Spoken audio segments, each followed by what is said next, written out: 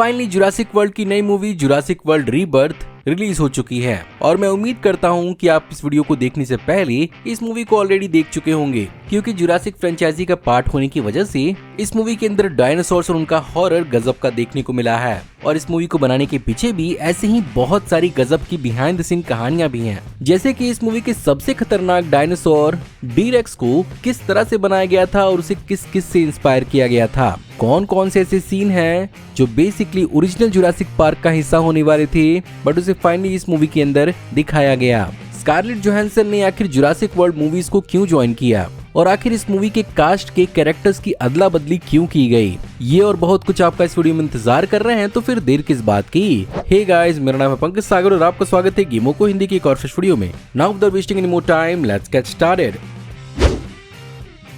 Jurassic world rebirth की बनने की शुरुआत एक्चुअली जुरासिक वर्ल्ड डोमिनियन के रिलीज के बाद ही हो गई थी, जहां पर इस बार नए डायरेक्टर गैरेथ एडवर्ड को इस मूवी को डायरेक्ट करने की कमान सौंपी गई, जो इससे पहले वार्नर ब्रोस की मॉन्स्टरवर्स की मूवीज को बना चुके थे। साथ ही साथ ये पहली बार था जब ऑलमोस्ट 30 साल के बाद पहले जुरासिक पार्क के राइटर डेविड कियोप को इस मूवी के लिए वापस बुलाया गया, ताकि पहली मूवी के हॉरर के एक्साइटमेंट को फिर से रिटेन किया जा पाए।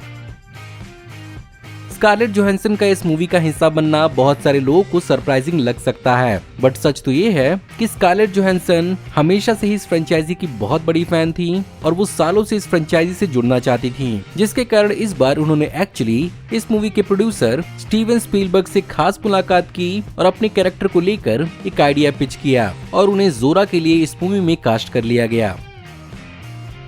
वैसे मूवी के स्टार्स की बात हो रही है तो जॉनथन बेली इस मूवी के अंदर डॉक्टर हेनरी लूमिस के रूप में नजर आए थे, पर क्या आपको मालूम है कि इस मूवी के अंदर उनका इतना ही कंट्रीब्यूशन नहीं है और एक्चुअली वो एक बहुत ही बेहतरीन म्यूजिशियन भी हैं और एक्चुअली उन्होंने इस मूवी के स्कोर के अंदर क्लैरिनेट को भी बजाया है और उन्हीं के परफॉर्मेंस को इस मूवी के अंदर इनकॉर्पोरेट भी किया गया है। इस मूवी के अंदर हमें महाशला अली का कैरेक्टर डंकन किनकैट देखने को मिला, पर क्या आपको मालूम है कि जैसा कि इस मूवी के अंदर उनका कैरेक्टर सरवाइव कर जाता है एक ब्रूटल अटैक के बाद भी, ओरिजिनली इस मूवी के अंदर डंकन किनकैट का कैरेक्टर सरवाइव नहीं करने वाला था और शायद ये चीज इस मूवी को और भी ज्यादा स्टोरी वाइज अनसर्टेन बनाती, बट ऐसा लगता है स्टूडियो महाशला अली को ऐसे जाने नहीं देना चाहता था, जिसके कारण इस चीज को कैंसिल कर दिया गया और मूवी के क्लाइमेक्स में उन्हें सरवाइव करते हुए दिखाया गया। खैर, जब बात ओरिजिनल कॉन्सेप्ट्स की चल रही है तो यहाँ पर एक्चुअली इस मूवी के अंदर एक पर्टिकुलर सीक्वेंस है टायरानोसोरस रेक्स का राफ्ट के साथ, जिसे ट्रेलर में भी यूज किया गया था। लेकिन क्या आपको मालूम है कि ये epic scene actually original movie का ही हिस्सा होने वाला था, जिसे एक्चुअली नॉवल में लिखा गया था और इस सीन का हिस्सा इयन मेलकम होने वाला था, बट ये नहीं हुआ और इसे इस मूवी के लिए यूज किया गया। इसके अलावा इस मूवी के अंदर फेल्ड क्लोन अबॉमिनेशन वाले डायनासोर्स को दिखाया गया था, जिन पर एक्सपेरिमेंट्स किए गए थे और वो एक्सपेरिमेंट्स बहुत ही बुरे साबित हुए थे, बट एक्चुअली ये कॉन्सेप्ट भी बहुत ही पुराना है और ओरिजिनल नॉवेल का ही हिस्सा था, जहां पर नॉवेल में मेंशन किया गया था कि इंजन सीक्रेटली इन जानवरों की क्लोनिंग भी करता है। उस हिसाब से इस मूवी के अंदर दिखाए हुए एलिमेंट्स क्रोनोलॉजिकली काफी सेंस बनाते हैं। खैर, अगर बात करें डायनासोर्स की तो इस मूवी के अंदर हमें बहुत सारे यूनिक डायनासोर्स देखने को मिले जो बेसिकली म्यूटेशन से बनाए गए थे, जिसमें सबसे ज्यादा मार्केटिंग की गई थी डी-रेक्स की। इसके डिजाइन के लिए यहाँ पर स्टार वॉर्स के रैनकॉर और एलियन फ्रेंचाइजी के एलियन से इंस्पिरेशन ली गई थी, जो एक्चुअली ओरिजिनली HR गाइगर का डिजाइन था। हैरानी की बात तो ये है कि इस मूवी के अंदर इस डायनासोर को इतना ज्यादा सेल किया गया, पर एक्चुअल मूवी के अंदर इस डायनो का स्क्रीन टाइम सिर्फ और सिर्फ 5 मिनट ही था। इसके अलावा इस मूवी के अंदर म्यूटोडॉन्स को भी दिखाया गया था, जो एक्चुअली वेलोसिरैप्टर और टेरासौर का एक कॉम्बिनेशन था। ओरिजिनली मूवी के लिए इनकी कई सारे डिजाइन्स को क्रिएट किया गया था और बहुत सारे डिजाइन्स को चेंज किया गया था। इसमें स्पेसिफिकली इनकी लिम्ब को अलग अलग प्रकार से डिजाइन किया जा रहा था और अकेले इस क्रीचर को डिजाइन करने में तकरीबन 9 महीने तक का वक्त लग गया। इस मूवी के अंदर कई सारे ऐसे नामों का इस्तेमाल किया गया है जो एक्चुअली रियल लाइफ के कई सारे साइंटिस्ट के ट्रिब्यूट थे, जैसे कि जोरा बेनेट की नाम ट्रिब्यूट था डॉर्थिया बेनेट का, जो बेसिकली हवाई में मैमेलियन जेनेटिक्स की एक रिसर्चर हैं। वहीं पर डंकन किनकैड बायोलॉजिस्ट ट्रेवर किनकैट के नाम पे रखा गया था, जिन्होंने कई सारे नए वर्म्स और इंसेक्ट की खोज की थी। वहीं पर मार्टिन क्रेब्स रेफरेंस था क्रेब साइकिल का, जो बेसिकली एक मेटाबॉलिक प्रोसेस होता है जिसके थ्रू केमिकल एटीपी जनरेट होती है। वैसे इस मूवी का डायरेक्ट मूवी की रिलीज होने से पहले ही लीक कर दिया गया था, वो भी इस मूवी के ट्रेलर की रिलीज होने के 1 महीने पहले ही, जहां पर बहुत सारी ऑनलाइन लीक्ड सोर्सेस के हिसाब से ये बताया गया था कि आने वाली जुरासिक पार्क मूवी के अंदर हमें एक 6 पैर वाला म्यूटेंट डायनासोर देखने को मिलेगा एंड डेफिनेटली डायरेक्ट के भी और 2 set of secondary small hands थे। वैसे इस मूवी के अंदर कास्ट की अदला बदली भी हुई है, जहां पर रूपर फ्रिंड ओरिजिनली हमें डंकन किनकैट के रूप में देखने को मिलने वाले थे, लेकिन बाद में उन्हें मार्टिन क्रेब्स का रोल दे दिया गया और ओरिजिनली मार्टिन क्रेब्स का रोल यहां पर निकोलस हॉल्ट प्ले करने वाले थे, जो बेसिकली आने वाली सुपरमैन मूवी के अंदर लेक्स लूथर का रोल प्ले कर रहे हैं।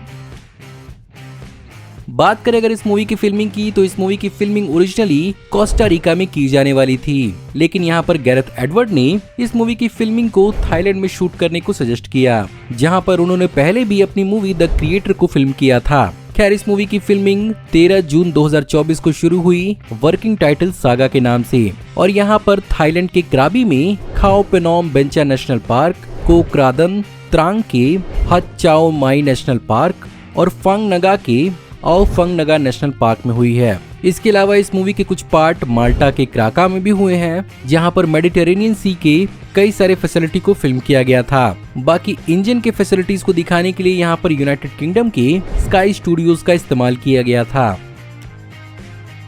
खैर अगर बात करें इसके पोस्ट प्रोडक्शन की, तो इस मूवी के मेजर पोस्ट प्रोडक्शन को यहाँ पर इंडस्ट्रियल लाइट एंड मैजिक ने संभाला था, जो बेसिकली इस फ्रेंचाइजी के शुरुआत से ही है। गैरेथ एडवर्ड्स जानबूझ के इस मूवी को 2 घंटे के अंदर रखना चाहते थे, जिसके कारण वो इस मूवी में से 5 मिनट के सीन को हटाना चाहते थे, जिसके कारण उन्हें इन सीन्स को रखना पड़ा। लेकिन इनके अलावा उन्होंने 3 सीन्स को इस मूवी से हटाया है, स्पेसिफिकली गैस स्टेशन वाले सीक्वेंस के अंदर, जहां पर ये और हॉरिफाइंग होने वाला था, बट अपेरेंटली ये मूवी को काफी स्लो कर रहा था, जिसके कारण उन्होंने इसे हटा दिया।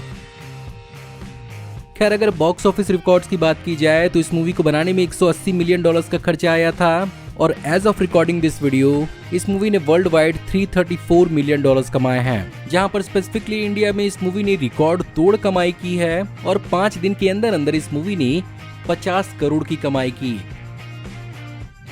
बात करें अगर इसकी सीक्वल की, तो यूनिवर्सल ने अब तक इसके सीक्वल को कंफर्म नहीं किया है। वहीं पर गैरेथ एडवर्ड्स ने भी इस बात को कंफर्म किया है कि वो इस मूवी को एक स्टैंड अलोन मूवी की तरह ही बना चुके हैं और वो पर्सनली सीक्वल नहीं बनाना चाहेंगे। बट अब सब जानते हैं कि अगर कंटिन्यूटी लेके चलनी ही होती तो ये फ्रेंचाइजी कब की खत्म हो चुकी होती। एंड ऑफ कोर्स इस मूवी की धमाकेदार कलेक्शन इस बात की गारंटी हो सकती है कि डेफिनेटली इसका सीक्वल कभी न कभी जरूर आएगा। साथ ही साथ कई सारे मेजर कैरेक्टर्स को यहाँ पर इस मूवी के अंदर सेव कर लिया गया है, जिसे फ्यूचर में जरूर इस्तेमाल किया जा सकता है। अब बस देखना ही होगा कि यहाँ से इस फ्रेंचाइजी का ग्राफ कितना ऊपर जाता है।